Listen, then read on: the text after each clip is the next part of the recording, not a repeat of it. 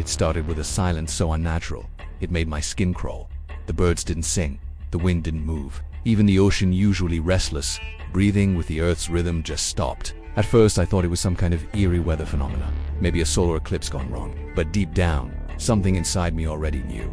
The Earth had stopped spinning. I was on the night side when it happened. Lucky, maybe, if you can call what followed luck, because the people on the day side, they were the first to feel it. The sun froze in the sky, unmoving, relentless, a brutal stare. The temperature soared past anything imaginable. Crops withered, power grids failed, fires erupted from the heat, and it didn't stop. There was no rotation to carry them into night, no relief, no cycle.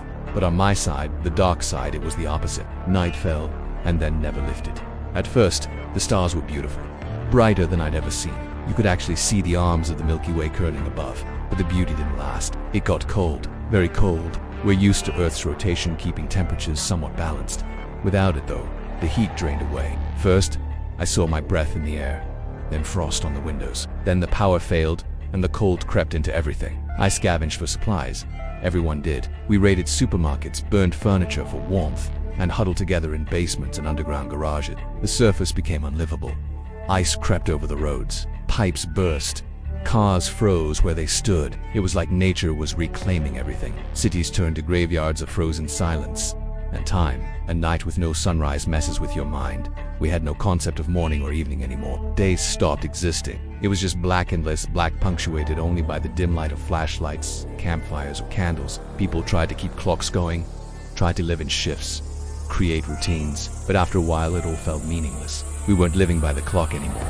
We were just surviving. But that wasn't even the worst part. Without Earth's spin, our magnetic field weakened. We didn't notice it at first, but then satellites started falling, GPS failed, communication went dead, cosmic radiation increased, auroras flared with unnatural color, like the sky was bleeding neon. Some said it was beautiful, like the sky was on fire. Others whispered it was the end of the world. And then came the winds. See, when Earth stopped spinning, the atmosphere didn't. It kept moving at over 1,000 miles per hour. That difference, catastrophic. On the equator, the winds flattened buildings, uprooted forests, and hurled debris like missiles. Where I was further north, it was slower, but still deadly. I remember the sound, a deep, low roar, like the Earth itself groaning in pain. We built barricades. Some people tried to dig underground shelters, but it didn't help much. When nature wants to erase something, it doesn't leave scraps. I kept a journal. Writing helped me stay sane. I wrote about the people I lost, the ones who froze in their sleep, the ones who went out to find help and never came back, the ones who cracked from the isolation. It was a different kind of death, slow, quiet, and invisible. Eventually, governments, what remained of them, started broadcasting survival protocols, massive bunker systems, artificial heating domes, underground cities. I was lucky enough to get into one of the last ones. It wasn't paradise, but it was warm. There was food, recycled air, power from nuclear sources. It was life, I guess, but I couldn't forget the surface. Months passed, maybe years. It's hard to say. Clocks worked down there, but without the sun, they felt fake. Then one day, someone said the Earth had started wobbling, a small shift, like a heartbeat after cardiac arrest. Maybe the moon's gravity was nudging us back. Maybe the Earth wasn't dead yet. And then the horizon lit up. It started faint like a whisper of blue, then orange, then fire. Not the sun, not yet, but the promise of it. It was coming back. We emerged from the underground like insects after a storm, squinting up at a sky that wasn't black anymore. I cried.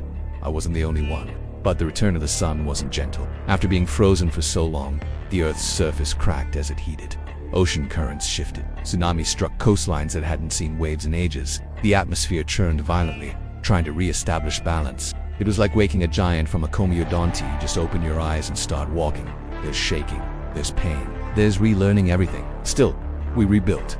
Slowly, cities were gone, but humans are stubborn. We returned to farming under artificial lights, restoring broken machines, repurposing old tech. We even mapped out the new equator. Earth had shifted. The old maps didn't work anymore, and the sky spins again. Slower than before, maybe, but it spins. The sun rises now. Not every day, and not for everyone, but it does. That's enough. I still have nightmares, still flinch when the wind gets too quiet or the stars shine too brightly. But I'm alive. I survived the longest night the Earth has ever known, and I will never, ever take the sunrise for granted again.